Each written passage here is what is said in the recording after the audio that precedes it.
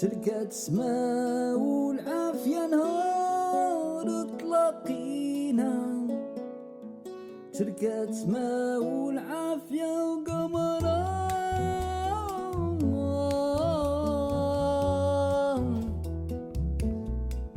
حبيبة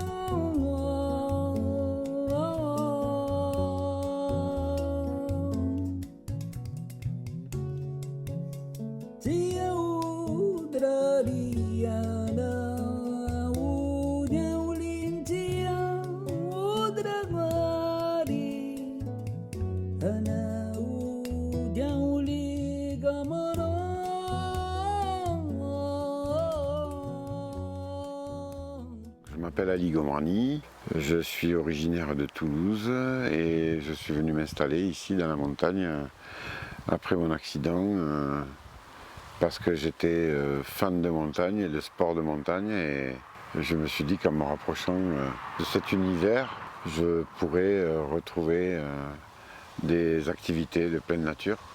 Et après des rencontres avec Xavier, qui était fan de parapente, j'ai essayé, qui m'a dit que il avait envie de développer ça pour les personnes handicapées. Donc j'ai commencé à voler avec lui en biplace. Et puis après il est parti sur d'autres horizons. Et moi je m'y suis mis en 2011 à voler en solo. Et c'est devenu une passion quoi. Et puis j'ai plus envie de m'arrêter de voler.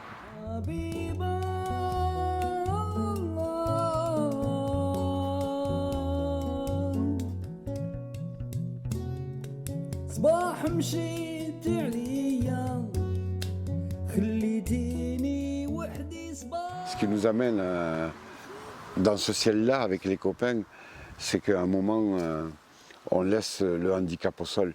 Toutes les douleurs qu'on a tout le long de l'année à trimballer ce corps un peu meurtri par un accident ou par une maladie, eh ben on n'y pense plus. Et on est à un moment de grande plénitude où on oublie les douleurs, où on oublie le handicap. On est au même niveau que les copains. Certes, pour aller plus haut, plus loin dans le ciel, c'est un peu plus compliqué. Ça demande du temps, ça demande de voler, d'y retourner, de se renseigner, de se former. Mais il n'empêche qu'à un moment donné, dans les débuts, déjà dans les débuts de l'apprentissage, on peut se retrouver comme un petit peu la plongée, la natation dans l'eau. Dans l'air, c'est un peu la même chose. On oublie un petit peu toutes ces douleurs et notre handicap. On se retrouve à un moment où on n'est plus handicapé, quoi. On est juste libre dans l'air avec les copains, quoi. Et ça, c'est un grand moment de bonheur et de partage.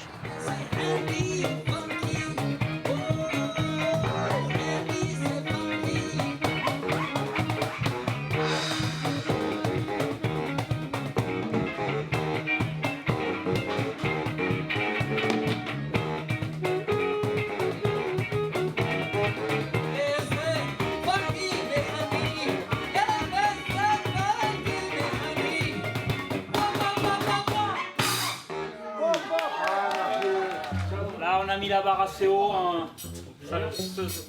Cette journée clôture une série de 5 stages en 3 mois. On a mis le paquet. Et on va commencer à travailler sur le programme l'année prochaine, en espérant vous revoir tous. Le club école Liberté Conditionnelle a été créé en octobre 2019. Il assure la continuité des actions qui étaient menées par le comité départemental de vol libre depuis 10 ans. Et notre but, c'est de former en autonomie des pilotes handi et des pilotes valides à piloter des parapentes. Donc là, on va consacrer pas mal de temps à l'apprentissage du décollage. Et après, la spécificité des stages qu'on fait, on mélange vol debout, vol fauteuil. Et du coup, avec quand même certaines... Notre positionnement au sein de l'école, c'est vraiment de la formation pour les pilotes. C'est pas simplement du vol de découverte ou des vols biplaces. C'est vraiment de la formation pour que les gens deviennent des pilotes de parapente plus ou moins autonomes selon leur envie et leurs possibilités. Donc évidemment, ça demande, chaque fois qu'on reçoit un nouveau pilote, un nouvel élève, de trouver les adaptations nécessaires à l'amener sur la voie de l'autonomie en vol. Alors on accueille tout type de public, jeunes, âgés, hommes, femmes, handi, valides. Du moment que la personne a l'usage de ses bras, on est capable de lui apprendre à voler en autonomie. Donc la position pour partir, on va vous le redire, mais vous prenez les avants dans les mains, comme ça. Et après c'est le corps qui va avancer. Donc vous avec le pousseur, vous avec vos jambes et vos bras. Il faut chercher à les tirer derrière, à ramener les épaules en arrière. Les bras un peu écartés.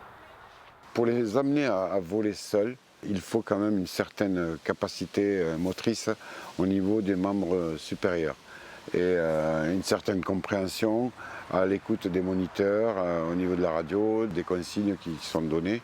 Donc on va rester dans une catégorie de handicap qui sont les blessés médulaires, tout ce qui est tétraplégie, hémiplégie, paraplégie, et puis d'autres pathologies comme des maladies, comme cette semaine on a eu une personne avec une sclérose en plaques, une personne avec la maladie de Charcot, une autre tétraplégique mais avec une récupération qui lui permet de tenir les commandes. Après pour toutes les autres qui ne peuvent pas tenir les commandes et comprendre les instructions, on les amène en biplace dans ce cas-là. Ça va, t'as tout compris? Bah ouais, j'ai essayé de ne pas m'en mêler, mais ça va le faire. Juste là, clac, ça part là. Pas trop peur? Pas peur là, non. Le fait que je décolle pas encore, c'est une bonne introduction. On verra à la fin de la semaine. Ouais, c'est autre chose. Donc le déroulement des stages est vraiment calé sur les programmes des stages de la Fédération française de vol libre. Donc les stages commencent toujours par plusieurs jours de pente-école, ce qui nous permet de voir qu'ils savent décoller, atterrir et réagir aux commandes radio. Donc la confiance en fait se construit au cours de ces quelques journées et ce qui nous permet de les amener ensuite au bout de 3 jours sur leur premier grand vol. Idem pour les valides. C'est exactement le même rythme pour les personnes en fauteuil ou les valides. Tout le monde fait son premier grand vol en même temps, on ne laisse pas quelqu'un derrière.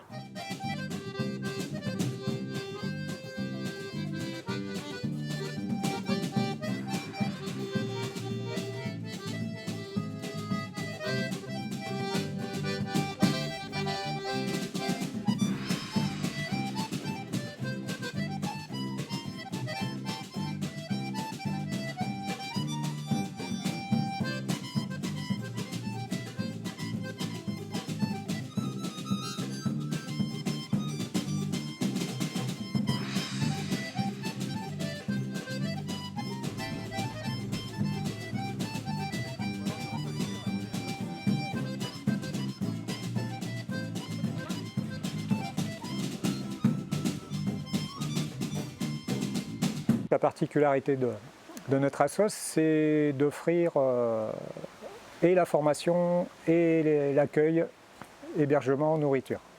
Donc une formule, un package complet là, sur une semaine. On limite le nombre de participants à 6 stagiaires, 6 pilotes, avec si possible une mixité handi valide. 3 handi, 3 valides, c'est la formule qu'on affectionne. Et donc pour 6 stagiaires, il faut compter à peu près une quinzaine de personnes qui gravitent autour de ça, et tout en apportant leurs compétences, enfin toutes les compétences diverses et variées dont on peut avoir besoin sur une session d'une semaine comme ça. Alors je vous présente Fred, Foued, Carlito et François. Nous sommes des bénévoles volants. Ouais, nous on a appris à voler et on aide les personnes en fauteuil à voler. Autre chose mais on fait des pizzas aussi. On fait plein d'autres choses en fait. C'est-à-dire on peut conduire le camion, on peut remonter le quad, on peut faire des pizzas, des quiches, de la musique. La musique entre autres. Qu'est-ce qu'on fait d'autre? La vaisselle. Du café. Du café, la vaisselle. Pour l'apéro. Ouais. En fait lui c'est une nouvelle recrue. Ouais. Exactement. Voilà, alors c'est sûrement un futur bénévole volant. Mais pour l'instant, il fait la vaisselle. C'est déjà pas mal. Ouais, chacun aide à son niveau, quoi. Voilà, on fait ce qu'on peut. Et avec ce qu'on a. Alors, dans cette activité, on y trouve beaucoup de plaisir, mais le plus compliqué, c'est de trouver des copains qui sont déjà pilotes et qui peuvent nous aider à tout ce qui est transfert sur le fauteuil, nous déplier la voile au décollage, nous pousser au décollage, qu'ils aient suffisamment de compétences pour pouvoir nous pousser. Puis après, arriver à l'atterrissage, c'est nous aider à plier la voile et à nous ramener au plus près du véhicule. Le problème, il est là, dans cette activité, c'est de trouver suffisamment d'énergie autour pour nous permettre d'aller se retrouver avec eux dans le ciel, quoi, et partager ce moment de bonheur. L'intérêt de cette mixité, c'est qu'en fait, il y a forcément beaucoup plus de cohésion, puisque les pilotes valides, une fois qu'ils ont fait leur vol, eh bien, ils doivent aller filer un coup de main pour plier la voile du pilote qui est en fauteuil, filer un coup de main sur les transferts dans les minibus. Donc il y a forcément beaucoup plus d'échanges entre les stagiaires du fait de ce partage-là. Ça ressemble plus à une colo, voilà, quand on finissait les colos, quand on était ado, on s'échangeait des adresses et tout. Là, on est plus dans ce mode-là, et cette dynamique fait qu'on est vachement sollicité. On donne rendez-vous le dimanche soir en général, et hop, ils se laissent porter pendant une semaine, sans souci de logistique, sans souci de trouver des hébergements. Enfin, il y a vraiment une belle cohésion et des bons échanges là-dessus.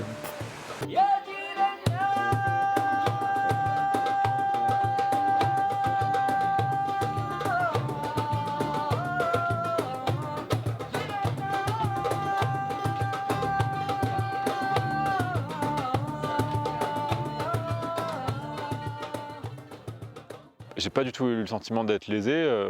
Vraiment, je trouve que chacun vraiment avait sa place à égalité et ça fait du bien. Et je sais que même les personnes en fauteuil ne se sont pas senties lésées non plus. Et même si effectivement elles ont peut-être moins décollé que nous, puisqu'à chaque fois ça demande d'une logistique pour reprendre leur voile, les remonter en haut de la pente école, etc. avec le quad. Mais je parlais avec Alex hier ou avant-hier qui me disait que effectivement il a moins volé, mais il a beaucoup observé. Il y avait du monde autour. Et donc il était content de ça. Et donc tout le monde est content au final. Alors ce premier vol, Alex? Eh bien super agréable. Ouais. Ça va? Encore. Ça commence à maîtriser un peu Mais ouais, maintenant il va falloir que je dirige pour pas partir que sur la droite et gérer un peu plus la direction. Prochaine étape, prochain chapitre, prochaines aventures. Ouais, non, c'est génial. D'un point de vue formation, c'est plus intéressant parce qu'on a fait quelques stages avec 6, 7 ou 8 fauteuils. Et à ce moment-là, la logistique devient tellement importante que c'est la formation qui en pâtit. Les gens peuvent voler, ils arrivent à faire des vols, mais par contre, on perd le temps disponible pour pouvoir les former correctement. Donc en mélangeant comme ça des vols en fauteuil et des vols debout, tout l'aspect formation est bien plus préservé. Puis je commence à sentir bien, quoi. Ça va bien, ça. Ça fait plaisir. C'est des bonnes sensations? Ah ouais, c'est des bonnes sensations. C'est mieux que ça. Le vol adapté, c'est un petit peu spécifique par rapport à ce qu'on peut appeler le vol valide, dans le sens où les personnes ne peuvent pas gérer l'intégralité principalement du décollage, voire du pilotage. Donc selon les handicaps, on est obligé de mettre en place des adaptations, ce qui permet aux personnes soit paraplégiques, soit tétraplégiques, soit aux personnes qui ne peuvent pas courir de voler quand même. En fait, ça a été surprenant au début parce qu'on ne s'attend pas à ce qu'il y ait autant de force en arrière quand on veut soulever la voile. Et j'ai très peu de force dans les mains et les avant-bras, donc j'arrivais pas du tout à la soulever. Donc les monos ont su très vite trouver une solution pour que j'y arrive. Donc j'étais contente parce que je commençais un peu à stresser en me disant mince, je suis pas capable de le faire. Et puis après, avec les pousseurs, ils étaient plusieurs à faire attention, tout ça. J'ai réussi à m'envoler. Et là, pour le coup, tous mes doutes se sont envolés, quoi. Je me suis dit, c'est bon, je peux le faire. Avec de l'aide, je peux le faire.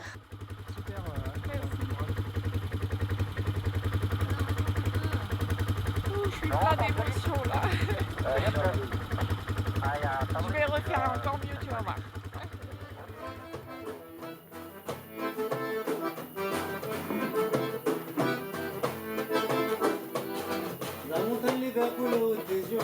se trouver les faits vont clocher. Il faut qu'il aide pour aller travailler, ça écasse nos rêves, il faut se non les faits, ça écasse nos rêves, il faut se non les faits. Alors comme ça prononce mon sommeil, moi là trouve un moyen, il repasse un soleil. Le soleil, la qualité, ça n'a pas travail, bon Dieu, ça n'a pas travail, bon Dieu. Rosamar, Rosamar, tu fais mal au cœur mon petit César, et pourtant moi j'ai fier. Mon absence, l'univers, l'âme, y voit le ciel, les roses couleurs, la lèvre, les animaux. Au-dessus l'amour, il faut, ensemble avec mon cœur, il explose. Ensemble avec mon cœur, il explose. Le plus gros problème qu'on a se situe au niveau du décollage, parce que le travail concrètement, c'est de pousser un fauteuil roulant avec une personne toute seule assise dedans dans une pente qui va s'accélérer. Donc c'est pas quelque chose qui se fait naturellement ou spontanément. Donc c'est le plus gros moment de prise de risque et de danger. Donc forcément, on travaille uniquement avec des parapentistes qui peuvent rapidement réagir. Et ensuite, on a systématiquement bas dans la pente 2 ou 3 personnes qui vont servir de bloqueurs et qui sont là pour sauter sur le fauteuil si on doit l'arrêter. Tu te mets dans la peau du pilote parce que en fait, tu es ses jambes, donc automatiquement sur les étapes de décollage, en gonflage et en tempo. La tempo, c'est plutôt le pilote. Donc il faut bien être en fusion pour pouvoir coordonner toute cette gestuelle, je dirais. C'est ça. C'est un pour super... pouvoir décoller en toute sécurité et puis s'éclater, quoi, c'est bien s'amuser. C'est un super travail d'équipe. Voilà, l'équipe. En fait, au départ, ils étaient plusieurs à m'aider, 3, ils se mettaient à 3. Et en fait, pour le vrai vol le mercredi, ils se sont rendus compte que juste un pousseur, François, suffisait à me faire voler, quoi. Et c'était parfait. J'oubliais qu'il était là. Quand il me poussait, j'étais à fond dans ma bulle. Je lui faisais confiance à 100% et voilà, quoi. À moi ici dans mon petit coin, on s'attaque dans ce monde pourri. Moi là pour tirer sur un petit soin, là moi dans un paradis, là moi dans un paradis.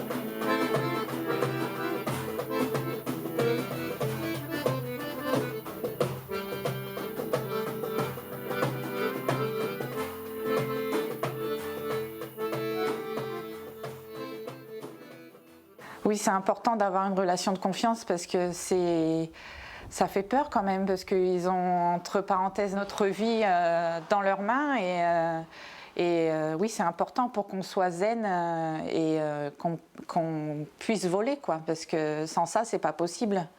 Je l'aurais pas fait, j'aurais dit non, je peux pas, j'ai peur. Et là, j'avais pas peur. Forcément, ça implique du stress, mais ce stress de suite se transforme en plaisir. En plaisir et en concentration, je dirais, parce que celui qui n'a pas peur, c'est qu'il est fou. Donc il faut toujours avoir une certaine appréhension, une certaine peur pour pas justement faire le con, quoi.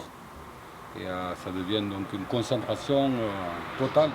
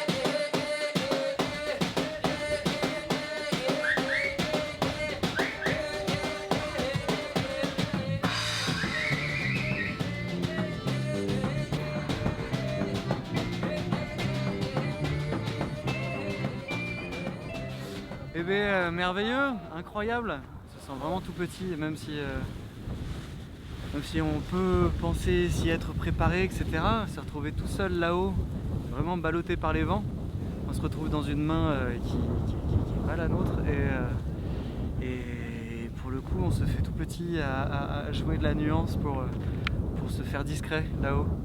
Et donc c'est marrant comme on peut se sentir en humilité là-haut aussi et en admiration totale, c'est super bon. Je vais reprendre une image d'une amie commune, Olivia, qui avait tourné ça plutôt avec le langage espagnol, mais pour moi le parapente c'est une énorme gomme à gommer les différences entre les andis et les valides, parce qu'une fois qu'ils sont en l'air, ils sont vraiment à l'égal des valides et ils ont toute autonomie pour évoluer en 3 dimensions comme un pilote valide.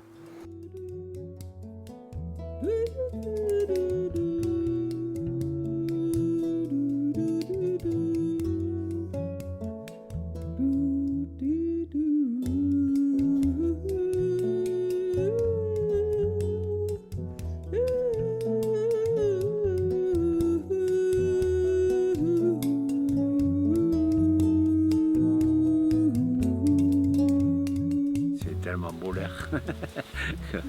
C'est vraiment de voir ça et puis de revoir la vallée d'en haut, c'est magnifique.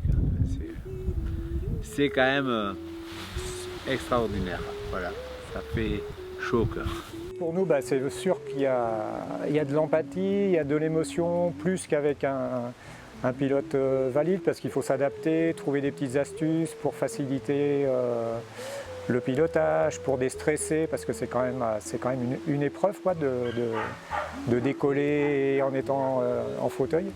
Il y a des pleurs, il y a des larmes, il y a des rires, enfin il y a plein d'humanitude là-dedans et c'est ça qui, je pense que c'est ça qui porte tous les bénévoles là, qui sont dans cette sauce.